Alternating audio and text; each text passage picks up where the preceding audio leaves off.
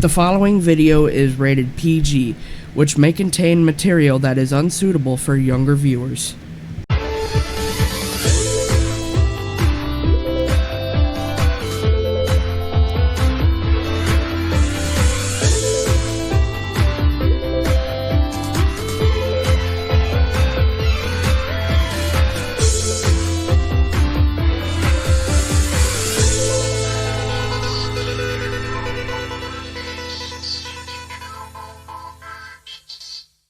Hello everyone, and welcome to this Saturday's podcast.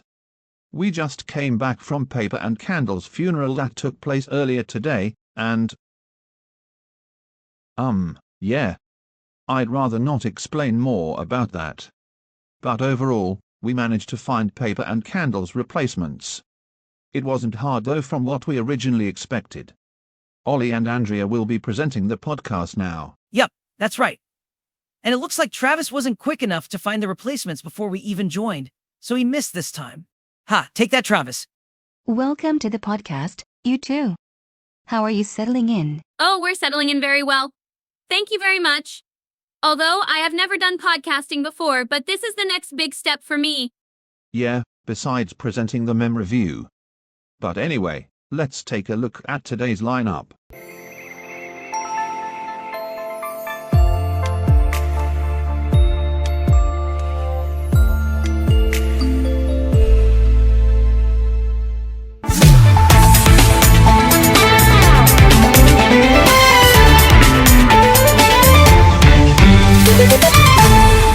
Hello and welcome to today's ChuckCast news. We start with some breaking news that is currently developing. At least 6 people were seriously injured in a series of shootings in a neighborhood near the Galaxy Radio headquarters earlier this morning. Police have identified the shooter as Joseph Stevens, the husband of the late Teresa Stevens. Exactly what the motive for these shootings remains unclear, but police have urged bystanders and witnesses not to cross the street until after the investigation is over. What we do know is that Joseph wanted to get revenge on the ChuckCast crew for the death of his wife last week. Witnesses say that Joseph was drunk, violent, aggressive, and out of control. More details will arrive when we get them. An author and loyal McDonald's customer has been to over 100 locations around the world and ranked his top 5 favorites. McDonald's customer Gary has dined at over 100 locations since 2019. He's visited more than 55 countries and 6 continents where he was able to find a plethora of unique McDonald's restaurants. Finally, G4p Studios announces new updates about the upcoming reality series, Milton's Daily Life. This came 5 days after the end of Milton FC, which was a reality miniseries that ran for 5 episodes. Milton's Daily Life was originally based on a Minecraft skit back in 2023, before evolving into a reality show that focuses on Milton's life. Production of the first episode will begin next week, and will premiere on December 9th.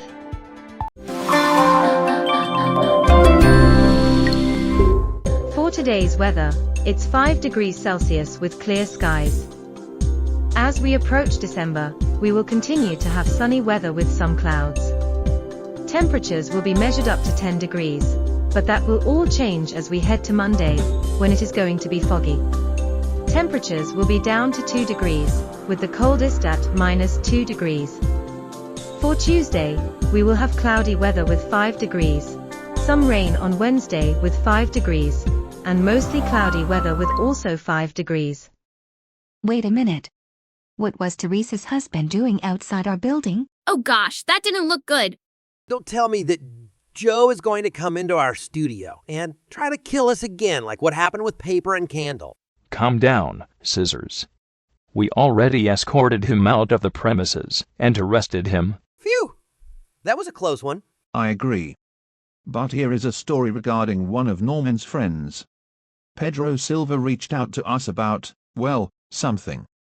I don't know what it was, but I'll tell you the story of what Pedro went through. Basically, there was a dog that invaded the school where Pedro was in. The school did not have a law to prohibit dogs that don't have owners, at least according to Pedro, and Pedro told the director to get rid of the dog because it wasn't welcome here, but the director said he had to get used to it. He denied the hint, but the director told the helper to get rid of the dog, and Pedro just stood there waiting until the dog that didn't have a known owner left the premises. Pedro even got chased by the dog, and he ran like crazy. The dog made Pedro get out of the school entry-exit door, and hurt both of his knee legs by crashing into the van. He did not get into trouble, as he claimed it was an accident, but the dog did this to him purposefully, but later went away. Sadly, he wasn't taken to the hospital, he just stood at school. From what Pedro told me, he was almost unable, or able to walk, I don't know. He'll be better soon. Wow, I don't even know what to say at this point. I agree. I mean, this dog is crazy. Was he hypnotized or something? I feel sorry for Pedro. I hope he's going to be okay. This is why people should always keep their dogs on leashes. But anyway, here is Chuck and Orange for another Q&A. Hey boys, are you excited for the Big Brother finale on Monday? Of course I'm excited, and I hope I can win again like in season 2. But I think you forgot to mention that Orange already got evicted. Surprise. Welcome back, Orange. How was the ride back home? Oh, it was nothing. Too bad I didn't make it to the finale, but Chuck did. I hope he wins again like last time. It's also crazy that Ali and Andrea are presenting this podcast now. Yup.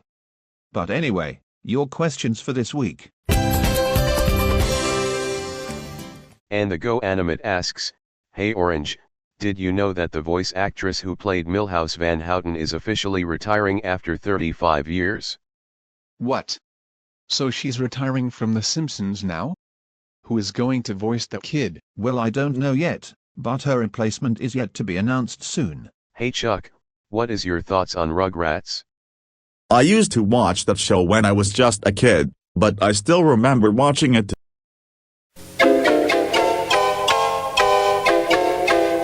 Damn it, Travis, could you please not ruin Chuck's childhood like that? This Nodalexin craze has gotten out of control. Sorry. Have you guys seen the first poster of the upcoming Dog Man movie? I did, and it looks pretty nice. What about you, Andrea? Well, I don't know whether to like this movie or not in regards of what others would think about it, but I'm hopeful that it's going to be good. Are you guys excited for Elio? Well, maybe, I don't know. I haven't quite heard about it yet. Brian Animates asks, do you guys think that the sequel of the Minecraft movie should be animated? Maybe, but I don't know if the live-action version would fit for the sequel. But it might be a pretty bad idea, according to my theory. Chuck, is the error government the worst thing ever? Obviously. Final question from Luke Bergen, do you ever think ChuckCast could have a crossover with another Galaxy Radio podcast? That's actually a really good idea. I know, right. We could just jump into another studio and say hello to Sam. And or Emily and Trevor. Heck, it could be anywhere. But anyway, we have no more questions to read, but you can always submit more of them. So, make sure to... Well, you get the idea. But anyway, it is time for game time. Sorry guys, we don't have time for game time right now. We've run out of time. What? That's so stupid. The lineup clearly said that game time was supposed to be on. I know, but I feel like we should just end this episode without it. But we can try again next time. Actually, I've got a better idea. Next week will be the beginning of our new weekly event, the Christmas Poet Competition. All this week, our game time contestants must write a Christmas poet, whether it is good, bad, hilarious, or sometimes random. The weekly event will begin next Wednesday and will finish sometime in the weekend. So, stay tuned for that, but also next Monday will be the finale of Big Brother, so please make sure to vote for Chuck to win. We'll leave a link to the poll in the description below. Wait, what? Where did Red go? I guess he didn't have time to do the outro either. Luli, but anyway, I'll see you all in the next video. Bye.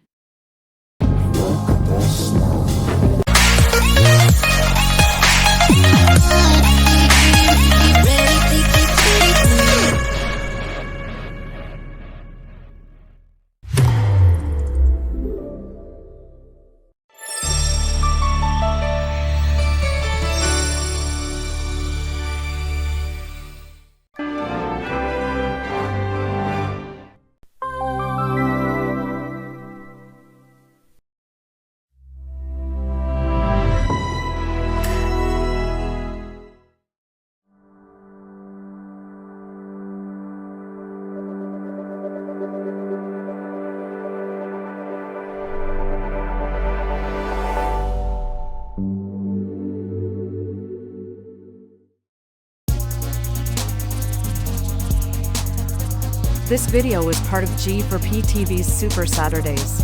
Super Saturdays, the perfect way to kick off the weekend.